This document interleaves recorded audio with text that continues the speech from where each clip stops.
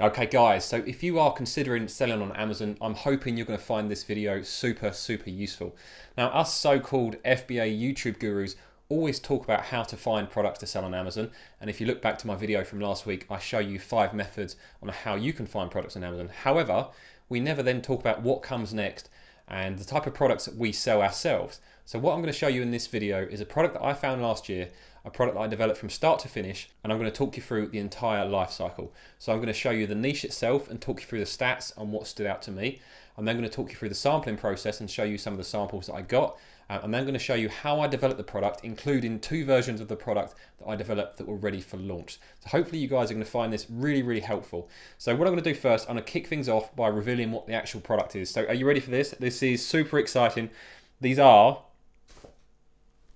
lunch bags. Now, I know it doesn't sound like the most exciting products in the world, but hopefully when we go through this video, you'll understand why they stood out for me. So I've got that one, another one there, that's 2, and a 3rd lunch bag there. And to be honest, at one stage, I think I had about 20-25 lunch bags in my office as part of the sample process. So that's the product, lunch bags, and I'm going to talk you through why that product stood out to me, and then how I went through the sampling process and developed that into a final product. So I'm going to pop up a screenshot next to me of the sales stats for the lunch bags niche. Now, the stats I've taken today are going to obviously be quite different to the ones that were available last year. However, for the most part, they are reasonably similar. So they are quite a good example of what I was seeing a year ago. Now, when I look at stats, the first thing I always look at are the sales. Now, depending on what your goals are, because all of us have individual goals. So for me, I was looking for products that sell around 150 to 200 units per month. You know, I only want to make about £1,000 profit per product, so that's all I need to achieve to hit those goals.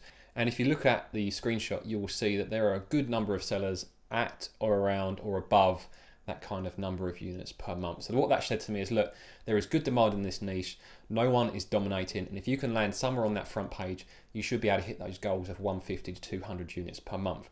The next thing I looked at was the price point. Now, if I looked at it now, I would say the price point is too low. However, based on what I knew back then, I just had a successful product that was selling for around £10. So I was looking at this niche with a view to selling at around £13, possibly 14 or 15 once it was established. And there were lots of sellers on there selling around the £12-13 mark with good success. So that was another thing that was ticked off. I also checked out the seasonality, so you can click on the little graphs on X-Ray and everything checked out. You know, the seasonality was good throughout the year. Yes, there were a couple of peaks around January and September, but compared to similar products such as lunch boxes, which kids are buying for school, which had huge seasonality issues, actually lunch bags were fairly flat because people are buying professional style lunch bags all the time for work. So that's why for me, the seasonality checked out for these products. And then the final thing that I looked at was the number of reviews. Now, looking at the niche at the moment, the reviews are quite high, and that isn't very dissimilar to what it was a year ago. And I know a number of you may be sitting there concerned that that review number is too high. Now, the reason for me that that was not a concern, I'm going to pop up another screenshot next to me, and that is of the search results as they stand. And again, this was kind of a similar variation to what we saw about a year ago. Now, when the search results are like this, when there is a huge variation in the search results, reviews are not that important because people are not necessarily comparing based on reviews. They're looking for a design style they like. So if they see a lunch bag that they like the design of versus one that maybe has a half a star higher but they don't like the design, they're probably still going to buy the one which they prefer the design of, because a lunch bag is a very visual thing and it's one of the leading selling points. The other benefit to having such variation in the search results is that there were multiple entry points. So this is why this niche stood out to me, because I could see easily that I could launch at least 2 products in this niche with different designs. And that is what I did. I brought in lots of samples and developed 2 different products, both of which I'll show you again. These are the final designs I come up with, and I'll explain why I chose these and why I designed them to this in a second. But these are the 2 final designs I come up with, designed to appeal to 2 different styles of people. That's why it's important, if you find a niche with lots of variation in the search results, that you should consider that it is sometimes possible to launch more than 1 product in any particular niche. So once I had decided that the niche looked good and I wanted to take things to the next step, the next thing I did was to start looking into the sampling process. Now, just before I did that, I would look through all of the negative reviews to see if there are any kind of common themes. And one thing that stood out was lots of complaints about the zippers being poor quality, and the other one about the products being quite small. So I kept that in mind all the time that I was looking for different samples to order.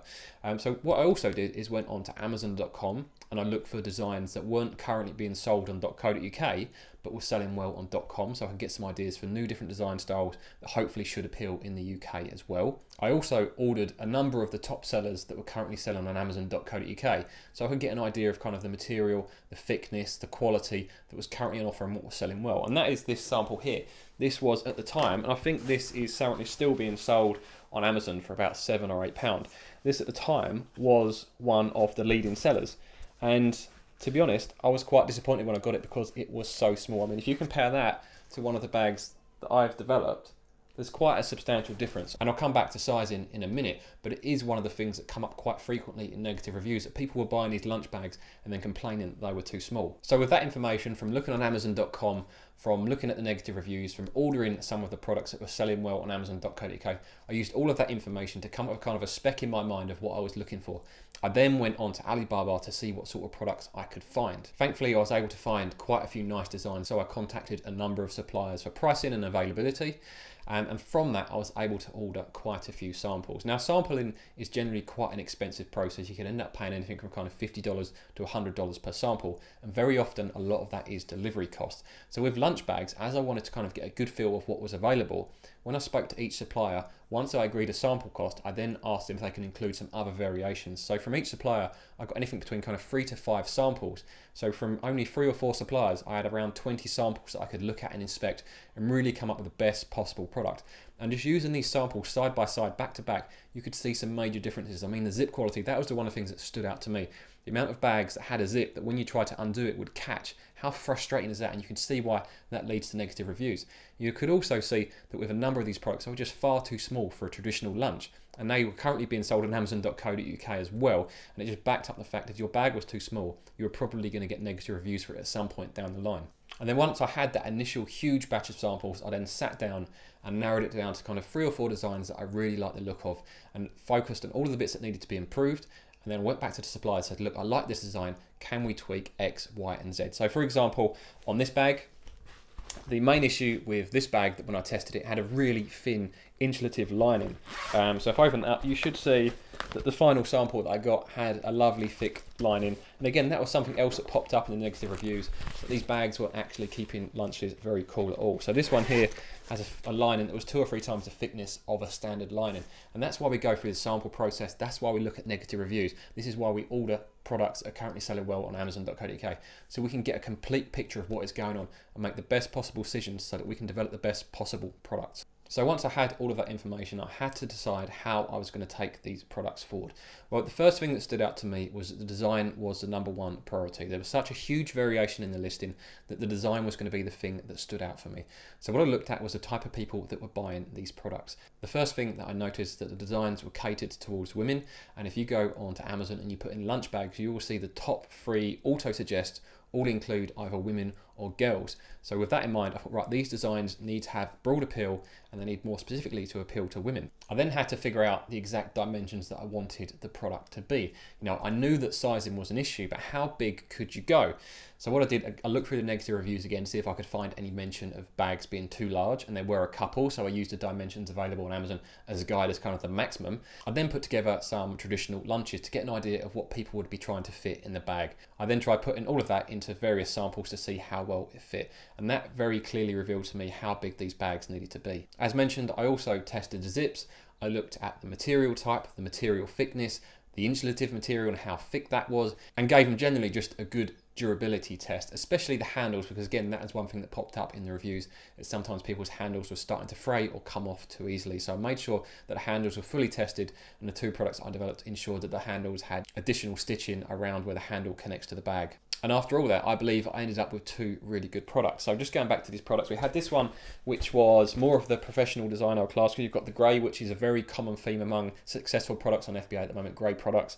Then we had the accent pink colour to kind of push towards the ladies. I know that is stereotyping, but you have to follow what the demand says on Amazon. And I believe this would have sold very well. And actually, my wife uses this at her lunch bag, and quite often she is asked where she got it from. So I'm hopeful that if I ever did start selling this, this is a product that would sell sell well on Amazon. Some ladies refuse to buy pink, and I can understand that. So I developed a product with less traditional female colours, which is this one, which is kind of a light grey and cream stripe with a brown handle. Now, this is a great product, and again, we use this quite often for our lunches when we're out and about. The issue with that product is about 2-3 weeks after I spoke to a supplier, that product in that design appeared on amazon.co.uk. So I'm not saying it was definitely the same supplier that did that. It was just a bit of a coincidence that 2 or 3 weeks after I come up with that design, that it then started appearing on amazon.co.uk. And if you go onto there, you can see it was listed in March 2019, and it's still selling well to this day. So that was frustrating, but overall, I was very happy with the products that I developed. So now I've talked you through that entire process of finding a niche, going through the sampling process and developing final products. How do these products perform? Well, this is the kicker. I never actually launched these products. Now, I don't want you to put that off because the rest of the information in this video is so real. You know, this actually happened. This is a process I went through, and it's a process you guys will be going through. But I didn't launch these products, and I'm going to explain why now. So the biggest issue is that profitability became a problem. Now, during the sampling process, which took about 5 or 6 weeks going back and forth with the various suppliers getting these samples in, I actually hit the VAT registration threshold. So overall, that hit my profit per unit by just over £1, which when you're selling at this quite low price point is quite a substantial amount. So that was a bit of an issue. However, I was hoping to then negotiate this with suppliers to try and get the prices down further. However, the suppliers wouldn't budge. Now, what I found previously, if you've gone through the sampling process with a supplier and you've purchased samples from them, they will then usually negotiate a bit further at the end because they know that you are a serious buyer. You know, they know you've spent money on samples with them, especially if you've done 2 or 3 rounds of samples, which I did. They will normally then discount things a bit further. However, even with me explaining to them, look, I need to get this price down to make this to work, or if I can't place the order, they wouldn't budge. So unfortunately, the profitability of the product killed the products for me, and I had to step away from them at the last minute. Despite the fact I spent quite a few £100s on samples and a lot of time going through the process, it was the right decision at the time to step back and not launch those products. Now, looking at the niche again at the moment with fresh eyes, I still believe it's a niche with opportunities despite the low price point. I think the biggest issue with trying to ask for a higher price point, which is what I would need at the moment to be able to succeed in this niche, is it's one of those niches where it's hard to show additional value in your main photo. Yes, you can show a different design, but the things where your supply costs are going up, for example, if you've got stronger handles or you've got higher quality zips or you've got thicker materials, it's very, very hard to show that in your main photo. And when people are comparing your listing photo to photo in the search results, and someone's selling at $10.99 and you need to sell at $17.99 to justify a high quality product, sometimes it's hard to get that to come across. So that's why at the moment I probably wouldn't go back into this niche purely because the price point is currently too low. I mean, I'd need to be selling these products at £10 to £12, I think, to really make an impact. I would prefer to be selling them at £15 with some of the quality enhancements I made. However, I think it'd be hard to get that across in the main photo, and I'd have to rely on people clicking through to my listing to actually see the benefits I offer over other listings. And that's one thing that I want you guys to keep in mind, and it's something I mentioned in a video a couple of weeks back, is that the perceived high value of a product needs to be visible in the main photo and the first part of the title. That is where you're being compared to other products. So make sure whatever enhancements you make, you can clearly show them in your main photo, or at least refer to them in your main photo, that so people can understand why maybe you're charging a bit more than some of the competition. So that is the story of my lunch bag adventure. Hopefully you found this video useful. Now, the things that I want you to take away from this video are firstly reviews. They are not as important as you think if there is wide variation in the product listings. If people are selling very, very distinctly different products, they're less likely to be compared based on the review count versus how the product actually looks. Also, when you are looking at the profit margin for a product, make sure you take into account, if you're not VAT registered, how things will look if you do become VAT registered. And also, when you're going through the sampling process, ensure that your profitability works, even if your supplier can't discount any further than the prices that they've already given you up front. And finally, it's okay to walk away from a product even if you have invested time and money in it. This isn't the first product I've walked away from, and it won't be the last. However, every time I go through this process, I learn so much information that I can then use to make sure that my next products are more successful. So hopefully you found this video useful. If you did, please hit that like button. It makes a huge difference. And if you aren't already, please make sure you subscribe to the channel.